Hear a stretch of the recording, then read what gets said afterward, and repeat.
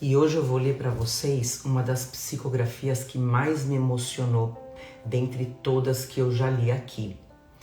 Ela vai contar a passagem de um homossexual, como foi a sua última encarnação aqui na Terra. Muito emocionante, cheia de detalhes e muitas lições pra gente. Ela foi trazida pela médium Vera Lúcia Marinzec, sempre assessorada pelo seu mentor Antônio Carlos, e tá lá no livro Morri e Agora. Vamos começar?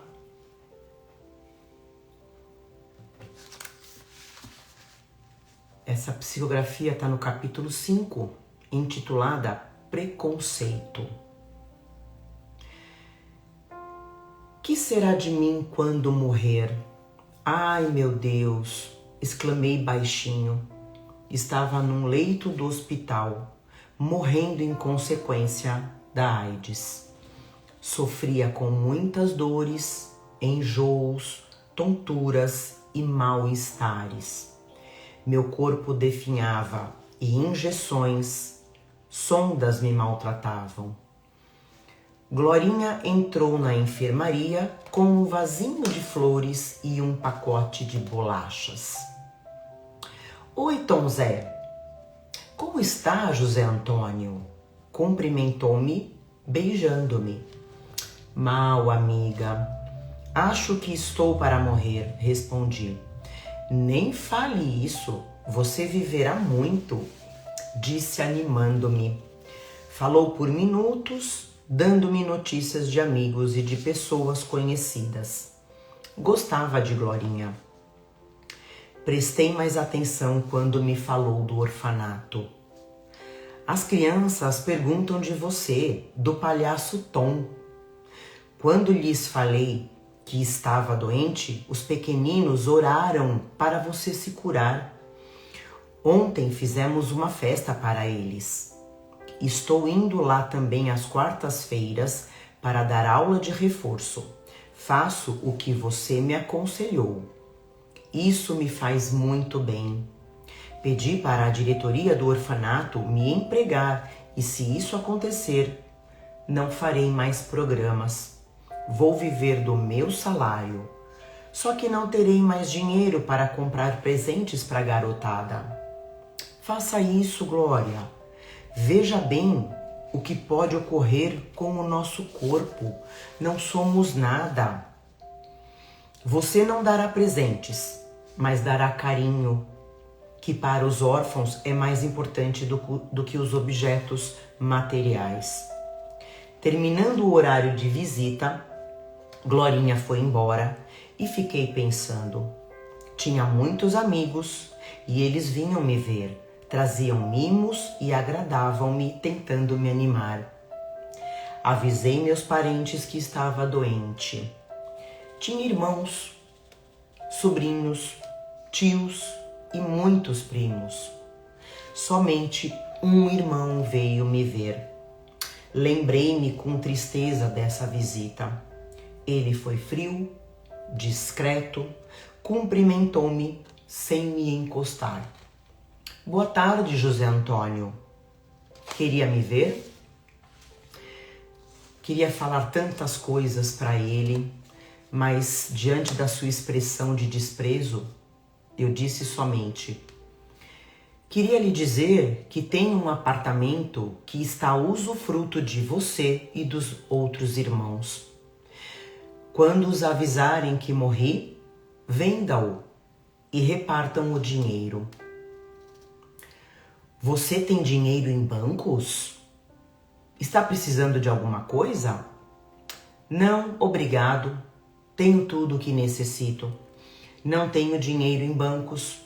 Somente possuo o apartamento. Gostaria de saber da família. Dê-me notícias deles, pedi. Estamos todos bem, respondeu ele. Ainda bem que papai e mamãe estão mortos para não terem mais essa vergonha de saber que você morrerá de AIDS por ser homossexual. Virei o rosto e esforcei-me para não chorar. Acho que ele queria me dizer umas verdades, segundo a opinião dele, mas teve o bom senso de se despedir e ir embora. Não tive mais nenhuma visita da família. A enfermeira veio me medicar. Era atenciosa e delicada. Obrigado, agradeci, tentando sorrir. Tratar de você é um prazer, José Antônio. É tão educado e não reclama. Acho que é por isso que tem tantos amigos. Muitos dos meus amigos eram homossexuais, garotos e garotas de programa, mas também tinha muita amizade pelos companheiros de trabalho, com o pessoal do orfanato, vizinhos e proprietários dos locais em que eu fazia compras. Não estava com vontade de ler e comecei a pensar na minha vida, em fatos que nesses anos tinham me acontecido. Não gostava de recordar o passado, mas não lutei com os meus pensamentos, deixei vir as recordações. Homem não tem essa atitude. Vai levar uns tapas para aprender. Meu pai me deu uma surra e não podia chorar para não apanhar mais. E assim foi a minha infância, surras de papai, mamãe e ironias dos irmãos e parentes. Você, menino, não é mulher. Ponha isso na cabeça e haja como homem, pelo amor de Deus, não nos envergonhe. Não entendia o porquê das agressões. Agia com naturalidade. As surras me levaram a fingir, a tentar fazer coisas que meus irmãos e amiguinhos faziam. Mas eu era um desastre. Não jogava bem os jogos ditos masculinos, não gostava de brigar e fui me isolando. As meninas gostavam de mim e eu delas, como amigo, mas me era proibido ficar perto delas. Vivi a infância querendo fazer uma coisa e tendo de fazer outra. Percebi que queria ser uma menina e como eu queria. Estava sempre triste e infeliz. Era desprezado em casa e quando recebíamos visitas, tinha que me esconder, ficar no quarto para não envergonhar a família. Na adolescência foi pior. Passei-a isolado. Não podia ter amigas e os garotos corriam de mim. Meus irmãos me detestavam, pois quando brigavam na rua eram chamados de irmãos de marica e outros adjetivos depreciativos. Comecei a orar para Deus me fazer homem mesmo. Então, minha mãe me falava: você não deve orar. É uma peste maldita. Sua prece ofende a Deus. Você pertence ao demônio. De tanto me dizer isto, tinha receio de orar e ofender a Deus. Um dia, ao voltar sozinho da escola, ouvi um chamado. Era um moço que se apresentou. Chamava-se Júlio. Convidou-me para tomar um café num barzinho em frente. Enquanto tomávamos o café, ele conversou comigo. Vejo-o sempre sozinho. Não tem amigos? Queria tê-los, mas eu não posso conversar com as garotas e os meninos fogem de mim. Por quê? Está doente? Perguntou Júlio. Acho que pior que doença é ser assim. Homossexual? Não sou. Acho que sou somente diferente, respondi querendo chorar.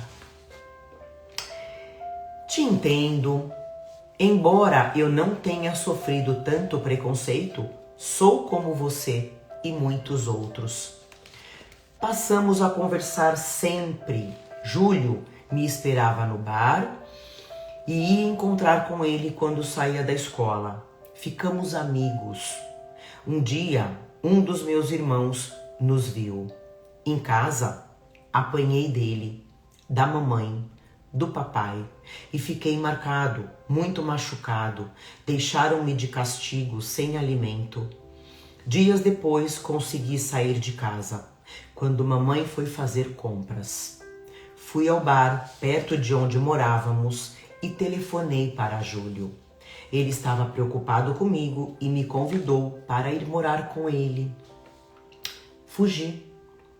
O que me levou a sair de casa foi que, sem ter culpa, eu era a vergonha da família, ou, como diziam, a infelicidade deles. Escrevi um bilhete explicando que ia embora e pedindo desculpas. Arrumei minhas roupas e saí antes de mamãe voltar. Júlio morava em outro bairro, mais perto. Fui para o apartamento dele, tratou-me como um amigo. Ele tinha um bom emprego, morava num apartamento confortável. Transferiu-me de escola, passei a estudar à noite e me arrumou um emprego. Éramos somente amigos. Ele me ensinou tudo o que eu sabia. Indicava-me bons livros para ler, como devia agir, falar, vestir e o que acontecia comigo. Conheci outros homossexuais e compreendi que outras pessoas sofriam como eu, passando pela mesma discriminação. Escrevi muitas cartas aos meus pais, porém não foram respondidas.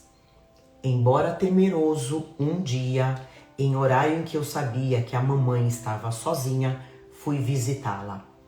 Fui recebido friamente. Entre, disse ela. Não quero que lhe vejam aí na porta. Foi bom ter vindo. Alegrei-me, para em seguida ter uma grande decepção. Aqui estão algumas roupas suas, quero que as leve. Como também quero que não escreva mais. Não necessitamos de notícias suas. Sabemos que mora com um homem. Por favor, se nos quer algum bem, vá para longe, onde ninguém o conheça, e não nos venham dizer que o viram. Quis dizer a ela que eu nada fizera de errado, porém, diante do seu olhar rancoroso e frio, nada disse. E mamãe continuou a falar. Você, José Antônio, é um perdido. Vai morrer e ir para o inferno. É lá o seu lugar. Deixou que o demônio tomasse conta de você. Está perdido. Nós tentamos corrigi-lo, mas o demo foi mais forte. Quando morrer, irá para o inferno queimar pela eternidade. Saí de casa atordoado, sofri muito e voltei para o apartamento. Júlio me consolou. Até então, nada fizera de errado. Não compreendia o porquê de sofrer assim, ser discriminado. Chorei muito. Júlio resolveu mudar. Fomos morar num bairro bem longe do local onde os meus pais moravam. Enturmamo-nos com outros homossexuais. Se vou para o inferno sem ter cometido pecados, então vou cometê-los, pensei. Por certo, não sou mesmo filho de Deus. Se fosse, por que ele me fez assim? Tive amantes, estudei, cursei uma universidade e me tornei um excelente profissional. Júlio adoeceu, cuidei dele com muito carinho. A família dele também o ajudou. Ele ia à igreja, orava. Um dia, com muitos amigos no apartamento, um deles me perguntou por que eu não ia a nenhuma igreja e não orava. Júlio respondeu. Tom Zé, era assim que muitos dos meus amigos me chamavam. Ele tem vergonha de orar. Ele se acha indigno. Você, indigno? Nunca conheci alguém tão digno. Você é uma pessoa boa. Eu lhe devo uns 10 favores. Acho que se alguém deve se envergonhar de orar, são os hipócritas, os corruptos, os que tiram dos pobres. Se Deus o criou assim, não irá se envergonhar de você. Sorri. Com dinheiro honesto do meu trabalho, comprei um ótimo apartamento para onde Júlio e eu nos mudamos. Foi também nessa época que amigos me convidaram para visitar um orfanato. Aquelas crianças sem afeto me comoveram. Passei a visitá-las, vestia-me de palhaço para alegrá-las. Tornei-me um voluntário. Aprendi a disfarçar o meu jeito feminino. Não queria ser, na minha opinião, mau exemplo. Era bem remunerado. Do meu ordenado, pagava nossas despesas, pois não quis que Júlio trabalhasse mais. O restante eu doava para o orfanato. Júlio morreu. Foi muito triste a nossa separação. No local em que eu trabalhava, encontrei com um ex-vizinho. Os pais dele ainda moravam perto dos meus. Ele me deu notícias. Meus irmãos haviam se casado. Meus pais, já velhos, estavam doentes e necessitavam de dinheiro. Resolvi visitá-los. Receberam-me friamente. Ofereci ajuda. Trabalho, meu pai. Sou honesto e sou um bom profissional. Se não é dinheiro do pecado, aceito, mas não venha aqui, mande pelo banco. E assim eu fiz, até que eles morreram. Apaixonei-me, tive então um relacionamento sério. Ele era como eu, honesto, caridoso, trabalhador e ia comigo ao orfanato. Descobrimos que éramos soropositivos. Ele adoeceu e eu cuidei dele até quando piorou e sua mãe o levou para a casa dela. Essa senhora bondosa me tratava bem. Ele sofreu muito e depois morreu. Senti-me muito sozinho e não tive mais nenhum relacionamento. Dediquei-me ainda mais às crianças do orfanato. Elas me amavam. Fiz coisas boas também. Não fui somente ruim. Falei baixinho. José Antônio trouxe uma pessoa para vê-lo. Falou uma enfermeira sorrindo e me apresentando a visita. Esse é o Padre Luiz e esse é o nosso paciente favorito. Boa tarde. O padre me cumprimentou sorrindo, respondi baixinho e abaixei a cabeça envergonhado. A enfermeira afastou-se e, após perguntar como eu estava, ao que respondi com monossílabos, ele me indagou. Não gostou da minha visita? Estou incomodando-o? Senti-me envergonhado diante da presença de um sacerdote, pois achava ser um representante de Deus na terra. Como não respondi, ele falou: não se envergonhe por estar doente. Tenho AIDS e a adquiri pela minha homossexualidade. Não vejo nada de errado em ser homossexual, disse ele. Mas tive parceiros. Não acha que já pagou por esse erro? Você está sofrendo. Por que não pede com sinceridade perdão a Deus por esses pecados, já que reconhece que os praticou? Não tenho perdão, falei, sentindo-me sufocado. Deus perdoa sempre. Agiu, por um acaso, pior que um homicida ou um ladrão? forçou alguém a ter relações com você? Não, senhor, isso eu não fiz. Pode ter certeza que Deus o entenderá, falou o padre com convicção. Tive vontade de contar a ele os meus medos, mas estava me sentindo muito mal. A enfermeira teve de me colocar outra sonda para que eu respirasse e não consegui falar. O padre me abençoou e disse palavras de incentivo. Piorei até que eu dormi tranquilo. Acordei sem nenhuma sonda e respirando quase normalmente. Bom dia, José Antônio. Como você está? Cumprimentou-me uma enfermeira que eu não conhecia, com alegria, parecendo-me que cantava. Sinto-me bem, melhorei graças a Deus, respondi.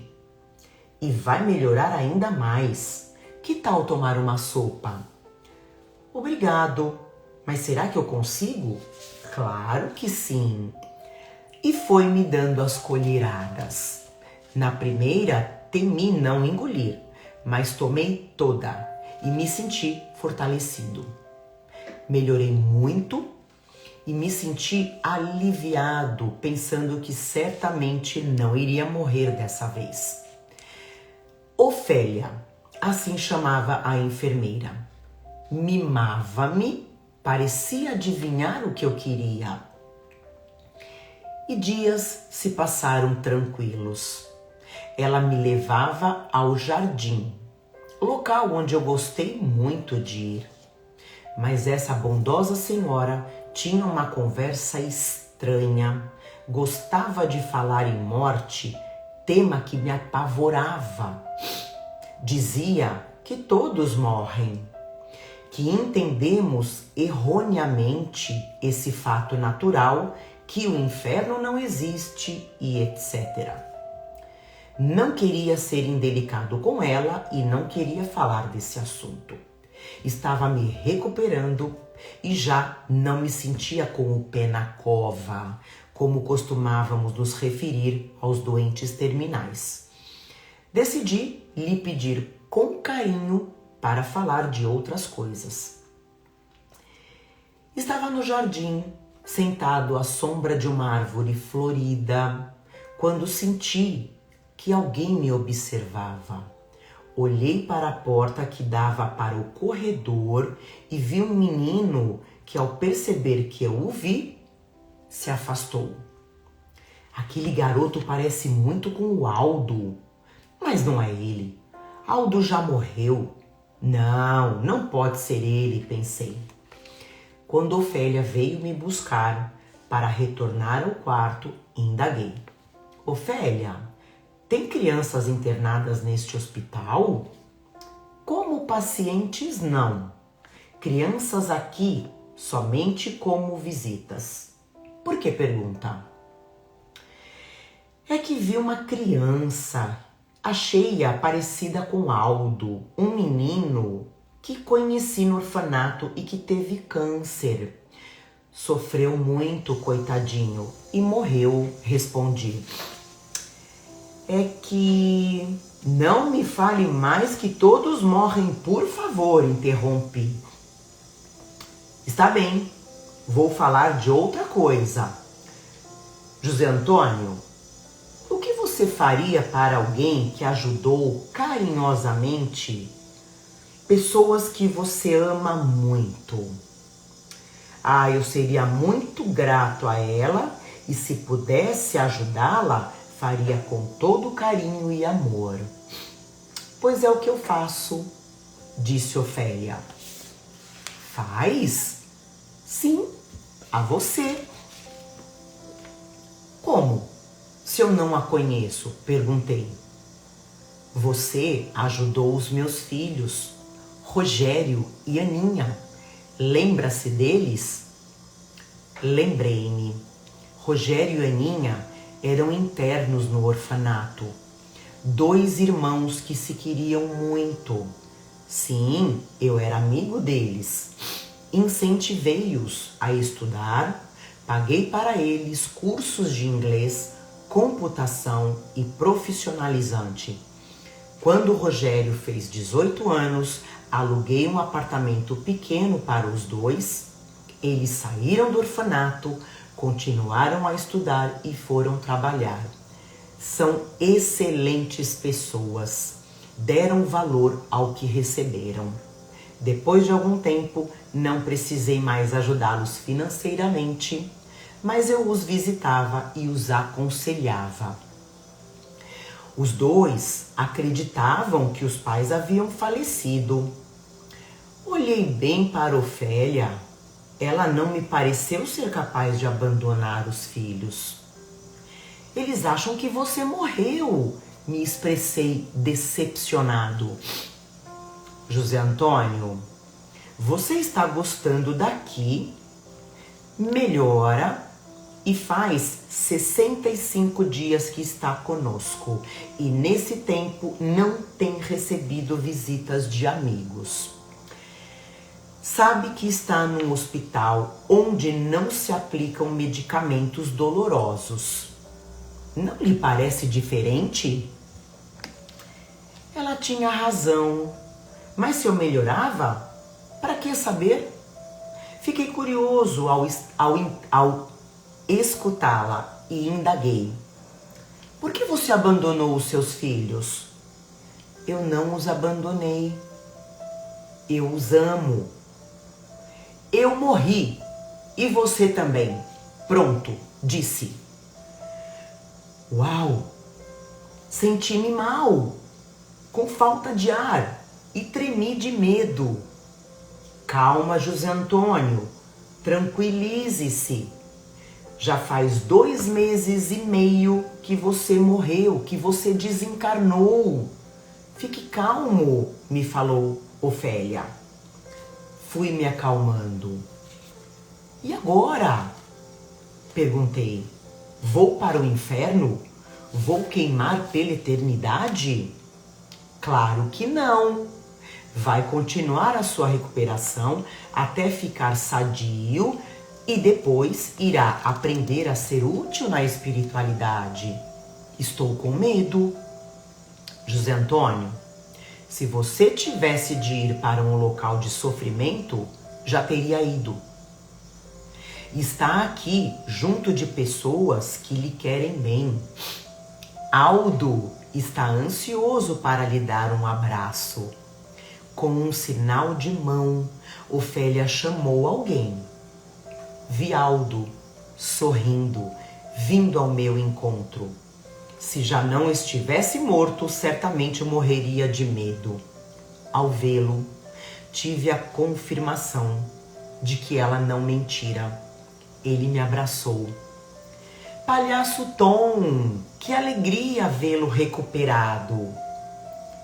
Aldo, morri! Que tristeza! Vou ser julgado por Deus e ir para o inferno.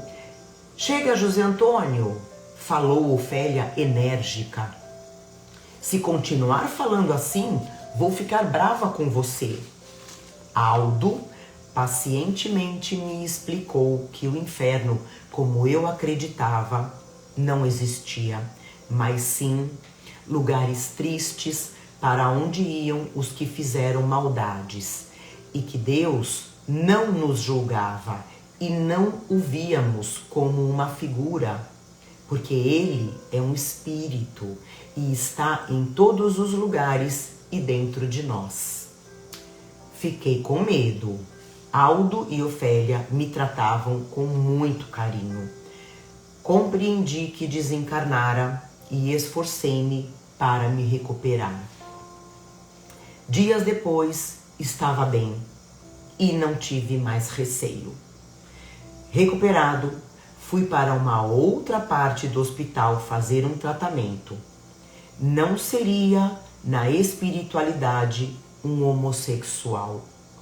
Com estudo, entendi que espírito não tem sexo, mas que o ser masculino ou feminino deixa reflexo no perispírito.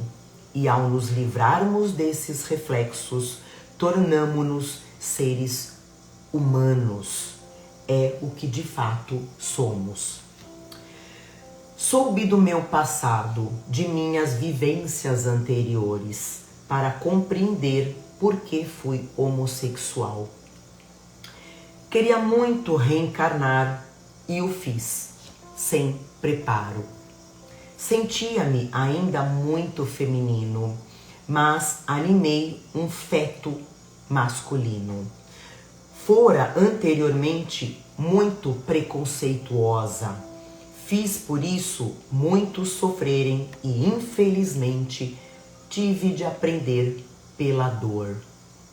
Sentindo o peso do preconceito para não o ser mais, aprendendo assim que somos seres humanos, filhos de Deus, criaturas rumo ao progresso. Nesse curso que fiz, ouvi muitos relatos, fatos que levaram espíritos a reencarnar sendo homossexuais. Um senhor que participava disse-nos que na sua encarnação anterior fora uma mulher e ela e o marido assassinaram o filho por ele ser homossexual. E as causas são muitas. Benditos aqueles que não são promíscuos. Quando aprendemos a viver na espiritualidade sem os reflexos do corpo físico, não sentindo fome, sede, necessidade de dormir, também deixamos de nos sentir masculinos ou femininos, para compreender que somos espíritos, seres criados pelo Pai para sermos felizes. Podemos aprender pelo amor. E esses ensinamentos sempre nos são oferecidos. E quando recusados, a dor vem nos impulsionar na nossa caminhada. O tempo passou rápido, fiz muitos amigos, sou muito agradecido pelo socorro que eu recebi.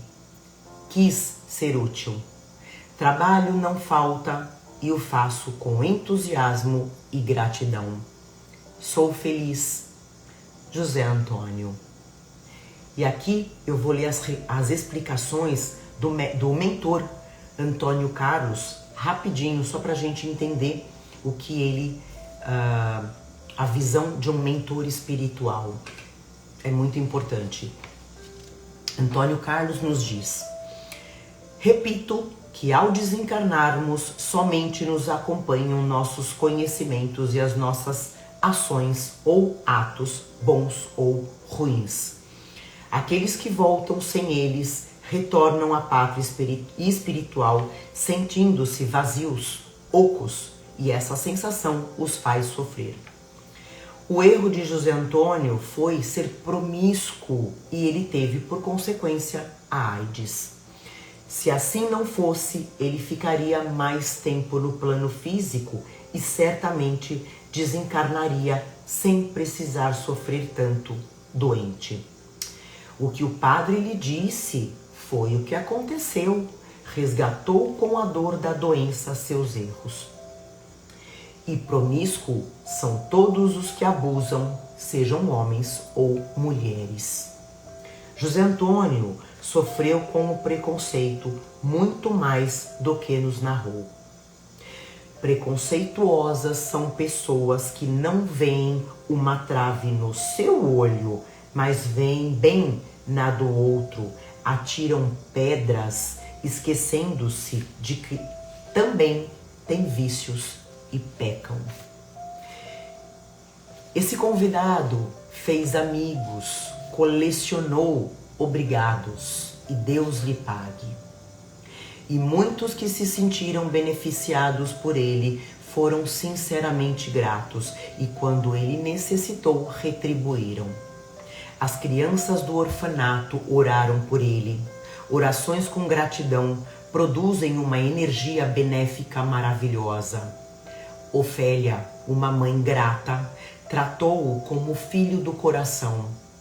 Nesse relato fica claro que a amizade é um tesouro e que o amor cobre multidões de pecados. Mesmo sem pedir socorro, ele foi socorrido. Outros pediram por ele, que fez por merecer. Amizade sustenta-se com compreensão e tolerância, e a fortalecemos quando fizemos aos amigos o bem carinhosamente e espontaneamente, e que às vezes nem notamos. Que precioso é a amizade. Então a gente aqui aprendeu, primeiro, o poder de uma oração quando ela é feita pelo coração, pela sinceridade, e que a gente possa entender verdadeiramente que o corpo é somente uma veste, que o que realmente importa é a alma que habita esse corpo, independentemente de ser homem, mulher, homossexual, transexual, o que quer que seja, é a alma, são as suas atitudes. E que pela reencarnação, como ele falou pra gente, a gente resgata todas as nossas atitudes, tenham sido elas boas ou ruins. Nada fica para trás. A gente vai resgatar tudo aquilo que a gente fez, de mal ou de ruim, pelo outro e também por nós mesmos. Então essa foi uma psicografia emocionante, cheia de ensinamentos, e que a gente tire a trave dos nossos olhos, enxergando o amor que o outro tem para emanar, e que a gente possa emanar esse amor, esse carinho por todos, sem preconceitos, sem julgamentos. Espero que vocês tenham gostado. Vou pedir para vocês compartilharem esse relato maravilhoso e a gente se vê na próxima psicografia. Um grande abraço e até a próxima.